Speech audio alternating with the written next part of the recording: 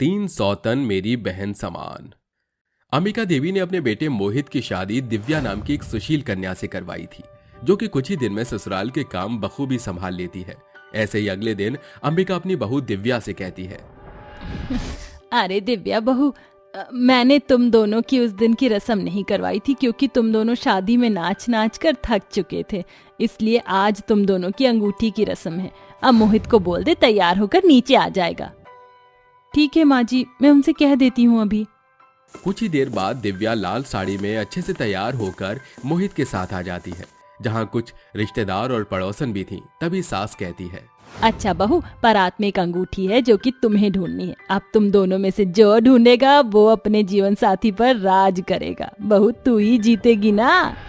माँ this is not fair, मेरी team में भी तो आ जाओ। क्या बहू के आते ही बहू की हो गई आप? इतने टाइम से तुमने माँ जी का प्यार लिया, अब मेरी बारी। अरे कोई बात नहीं बेटा, तेरी नीलम काकी है ना, मैं तेरी साइड हूँ। तू ही जीतेगा और बहू पर राज करना। तभी अंगूठी ढूंढने की रस्म शुरू हो जाती है। मोहित जल्दी जल्दी ढूंढ, तुझे ही जीतना है। बहू इस नालायक से हारने की कोई जरूरत नहीं है, जल्दी जीत। जी माँ जी, ये मुझे मिल गई।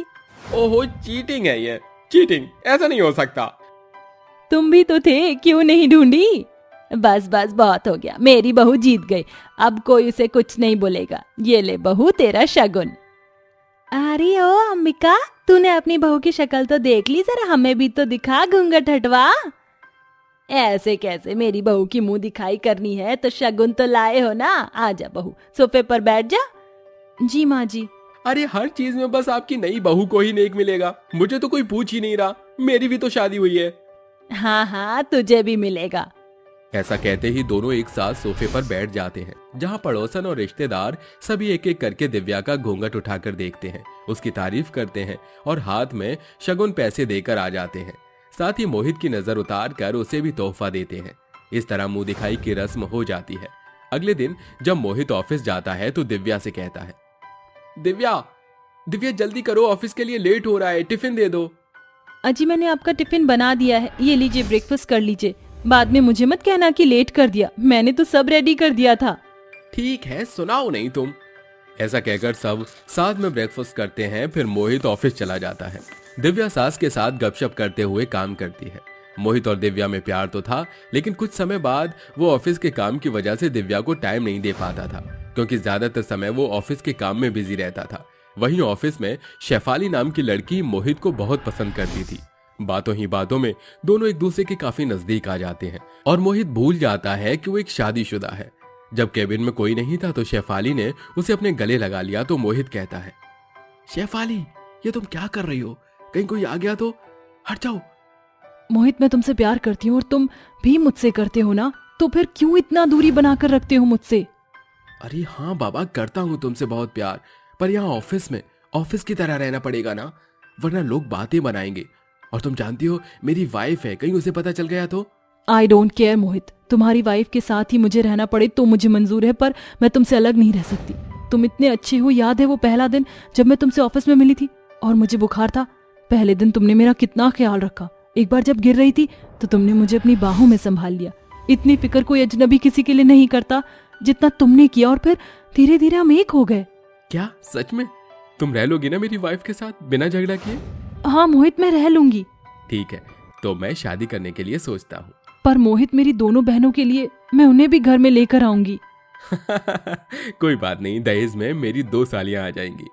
ऐसा कहकर मोहित 2 दिन बाद ही उससे मंदिर में शादी कर उन तीनों को अपने घर ले आता है। दस्तक होते ही जब दिव्या दरवाजा खोलती है तो रोते हुए अंबिका को बुलाती है। यह नजारा देखकर दोनों के पैरों तले जमीन खिसक जाती है और अंबिका चिल्लाते हुए मोहित को कहती है, बेटा तूने क्या किया?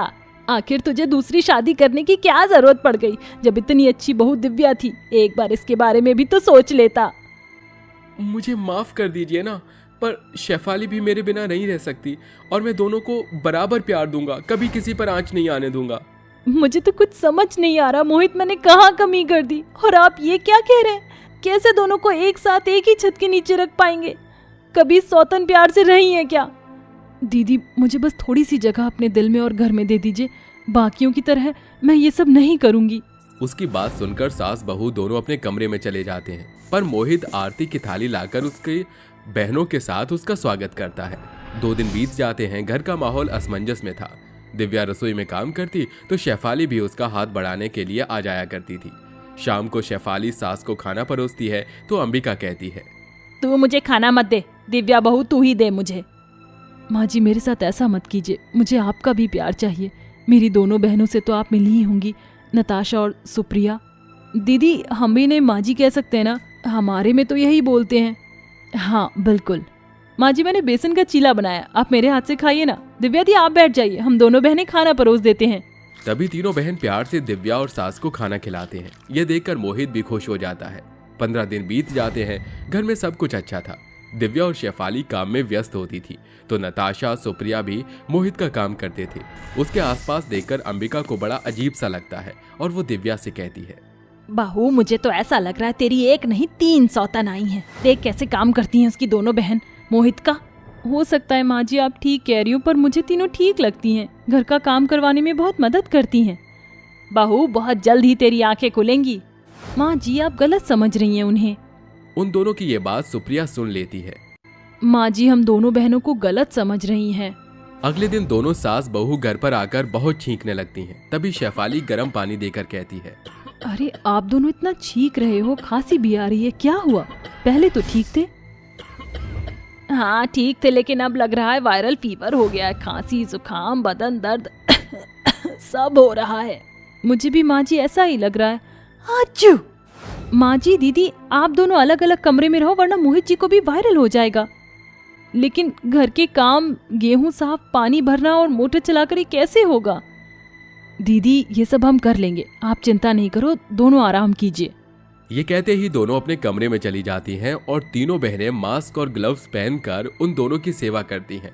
जरूरतमंद की चीजें उन्हें देती हैं, अपने हाथ से सूप पिलाती हैं। शाम को मोहित घर आता है तो उसे भी वायरल फीवर हो जाता है, इसलिए शेफाली उसे लिटाकर जूता उतारती है, उसके सिर पर पट्टी रखती है और अपनी बहनों से कहती है, इन तीनों की तबीयत खराब है, हमें इनका और अपना भी ख्याल रखना होगा, इसलिए सूप बना लो, मैं डॉक्टर को बुलाती हूँ।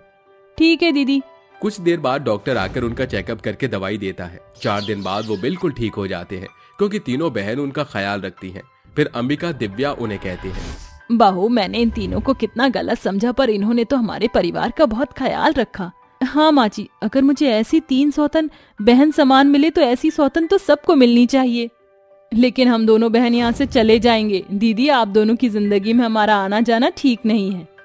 दिव्या दीदी मुझे माफ करना कि मैं आपकी जिंदगी में आ गई, मुझे भी अब चलना चाहिए। अरे नहीं नहीं, तुम तो यहीं रुको, हमारे साथ रहना। तुम्हारी दोनों बहनों को जब भी हमारी मदद चाहिए हो तो जरूर बताना।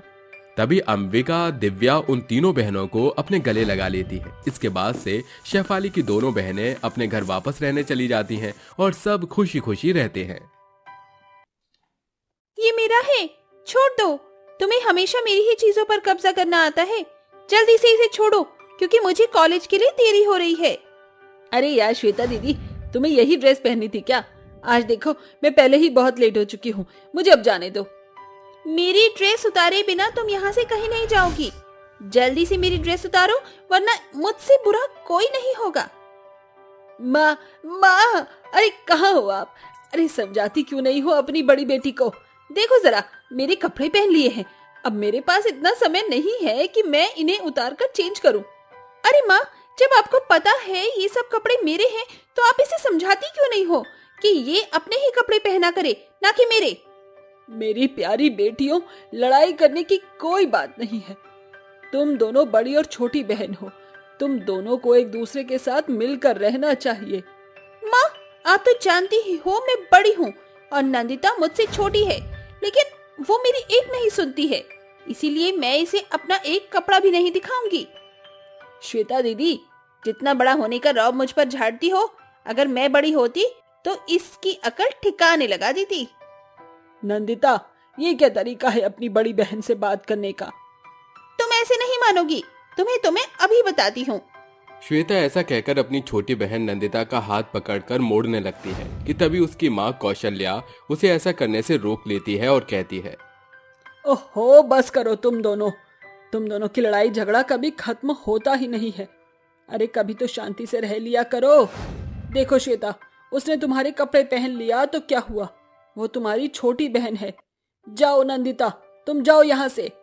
कौशल्या के कहने पर नंदिता वहां से चली जाती है, जिसके बाद श्वेता को गुस्सा आता है। वो अपनी माँ से बिना कुछ कहे अपने कॉलेज निकल जाती है। ऐसे ही दोनों बहनों में शादी से पहले खूब खटपट होती रहती है। इसके चलते कौशल्या को बहुत दुख होता है और एक दिन वो अपने पति रमेश से कहती है, अजी मुझे तो बहुत बुरा लगता है कि मेरी 2 बेटियां हैं और दोनों में ही नहीं बनती है। मेरी बहन कावेरी मुझसे बड़ी है और देखो मुझसे कितना प्यार करती है। हाँ हाँ, तुम सही कहती हो। कावेरी तुम पर जान छिड़कती है, लेकिन तुम जानती हो ना, हमारी दोनों बेटियां एक दूसरे को खाने को दौड़ती हैं। हाँ जी, आप बिल्कुल सही कहते हो। वैसे मैं सोच रही थी कि क्यों ना मैं अपनी दोनों बेटियों की शादी एक ही घर में करवा दूं। उन दोनों को ही बड़े और छोटे होने का रोना है। अगर एक ही घर में देवरानी जेठानी बनकर रहेंगी तो शायद उनकी अकल ठीक हो जाएगी।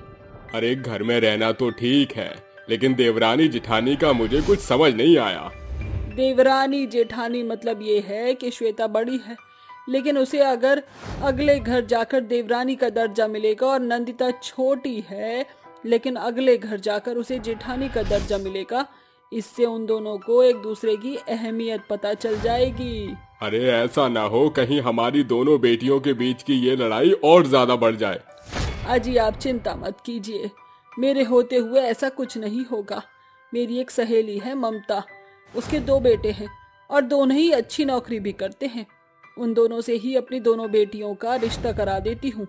रमेश कौशल्या की बात मान लेता है, जिसके बाद वो दोनों मिलकर अपनी दोनों बेटियों की शादी ममता के दोनों बेटों से कर देते। शादी के पहले दिन पर ही ममता अपनी दोनों बहुओं से कहती है, अरे देखो बहू, तुम दोनों ही बहुत संस्कारी हो।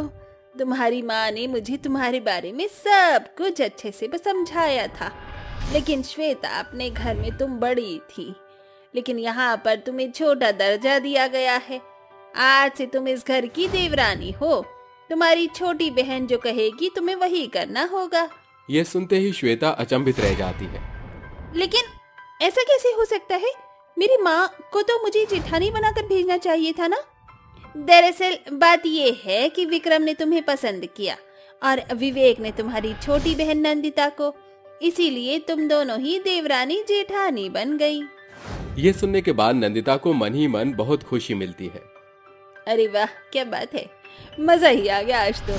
अब तो मैं अपनी बड़ी बहन श्वेता के ऊपर खूब सारे अत्याचार करूंगी, आखिर उसे सबक भी तो सिखाना है। कौशल्या अपनी छोटी बहू श्वेता को वहाँ से भेज देती है, जिसके बाद वो अपनी नंदिता बहू से कहती है, क्योंकि अब तुम बड़ी हो तो तुम्हें बड़े होने के नियम और कुछ जिम्मेदारियों को भी निभाना होगा। अब तुम्हारी बारी है, चलो मेरे साथ। ममता नंदिता को अपने कमरे में ले जाती है। आज से इस घर की सारी भागदौड़ तुम्हारी हुई। सभी जिम्मेदारियां अच्छे से निभाना, जैसे कि रमेश जी को समय से दवाइयाँ देना, सभी की जरूरत की चीजों को समय पर उन्हें दे देना और बाहर से सब्जियां लेकर आना। घर को चलाने के साथ साथ पैसों का सही जगह इस्तेमाल करना।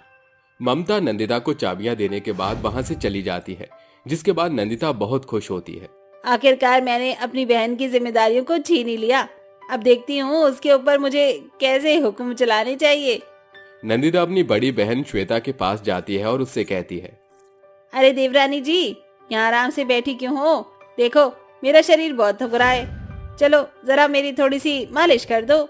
नंदिता के कहने के बाद श्वेता को गुस्सा तो बहुत आता है, लेकिन देवरानी का दर्जा निभाने के लिए उसे ये सब करना ही पड़ता है। वो चुपचाप अपनी छोटी बहन का शरीर और उसका सिर दबाने लगती है, लेकिन तभी वहाँ ममता आती है और कहती है, ओहो बहू, तुम यहाँ आराम से बैठी हो और बड़े होने की कुछ जिम्मेदारियां तो निभाओ। अभी दर्जी को स्त्री के लिए कपड़े देने हैं, बाजार से सब्जियां लेकर आनी है और कल के फंक्शन की तैयारियां भी करनी है। अरे मेहमान भी तो आएंगे ना, उन्हें कौन देखेगा? क्या तुम्हें कुछ भी नहीं आता? हाँ हाँ माँ जी, अच्छा हुआ जो आपने याद दिला दिया, मैं तो भूल ही गई थी। नंदिता 200 की स्पीड से सभी कामों में लग जाती है। शाम होते होते वो बहुत ज्यादा थक जाती है। हे भगवान, मेरा तो सर चकरा रहा है। आज की तारीख में मैंने पूरा 1 लाख रुपया खर्च किया है और अभी तो मुझे 1 लाख रुपए का सारा हिसाब अपनी सास को भी देना होगा। नंदिता परेशान होते हुए अपनी सास के पास जाती है, जिसके बाद वो पूरे 1 लाख रुपए का हिसाब अपनी सास को दे देती है, जिसमें उसकी हवा टाइट हो जाती है। हे भगवान, इससे अच्छा होता कि मैं कभी बड़ी बनती ही नहीं। मेरी बड़ी बहन इतने सारे काम करती थी, मुझे तो पता ही नहीं था। वहीं दूसरी तरफ श्वेता रसोई में अकेले खाना बना रही होती है। हे भगवान, अकेले खाना बनाने में कितनी मेहनत लगती है। जब शादी नहीं हुई थी तो छोटी बहन मुझे सब्जियां काट कर दे दिया करती थी और रसोई में खड़ी होकर मेरे साथ मेरी हेल्प भी करवाती थी। यहाँ तो सारे काम मुझे अकेले ही करने पड़ रहे हैं। अकेले रसोई को संभालने में श्वेता बहुत ज्यादा परेशान हो जाती है। वहीं इतना सारा हिसाब किताब रखने के बाद नंदिता के सिर में दर्द हो जाता है। हे भगवान, अगर थोड़ी देर और इतना हिसाब किताब करती रही तो मेरी तो हालत ही खराब हो जाएगी। रसोई में जाकर एक कप चाय बना लेती हूँ। नंदिता रसोई में आ जाती है और अपनी बहन से बिना कुछ कहे अपने लिए खुद ही चाय बनाने लगती है। अरे जेठानी जी, मेरे होते हुए आप रसोई में चाय क्यों बना रही हो? लाओ मैं बना देती हूँ। नंदिता की आंखों में आंसू आ जाते हैं। नहीं दीदी, मुझे अपना काम खुद करने दीजिए। मैंने आपके ऊपर बहुत ज्यादतियाँ की। आज मुझे एहसास हुआ कि आपके सर पर कितनी जिम्मेदारियाँ थी और आप हमेशा माँ के साथ क्यों रहा करती थी। आज मुझे समझ आया, क्योंकि मैं इतनी छोटी थी कि मैं कभी इन जिम्मेदारियों को समझ ही नहीं सकी। अपनी छोटी बहन नंदिता को अपनी गलती का पछतावा करते हुए देख श्वेता को भी अपनी गलती का पछतावा होता है। गलती तो मेरी भी है। मैं हमेशा तुम्हारे ऊपर बड़े होने का रौब झाड़ा करती थी और तुमसे बहुत सारे काम करवाया करती थी। तुम्हारे बिना तो मैं कोई काम ही नहीं करती थी। मुझे उन सभी के लिए माफ कर दो मेरी प्यारी बहन। श्वेता ऐसा कहकर अपनी बहन को गले से लगा लेती है, जिसके बाद श्वेता अपनी बहन से कहती है, बहन, माना कि हम दोनों सगी बहन हैं और एक ही हमारा ससुराल है, लेकिन सबसे बड़ी बात यह है कि बड़ी होकर भी मैं देवरानी हूँ और तुम छोटी होकर भी जेठानी हो। तो क्यों ना हम अपने अपने काम एक दूसरे को अच्छे से सिखा दें और हमेशा एक दूसरे की मदद करते रहें, ताकि कभी हमें बड़े और छोटे होने का एहसास ना हो। आप बिल्कुल सही कहती हो दीदी। आप मुझे अपने काम करने के तरीके सिखाओ और मैं आपको अपने सिखाती हूँ। और बेशक हम यहाँ देवरानी जेठानी हैं, लेकिन हमेशा छोटी और बड़ी बहन की तरह ही रहेंगे। फिर क्या था, उस दिन के बाद से वो दोनों बहनें एक दूसरे के प्रति बहुत कोमल हो जाती हैं और एक साथ खुशी खुशी रहने लगती हैं।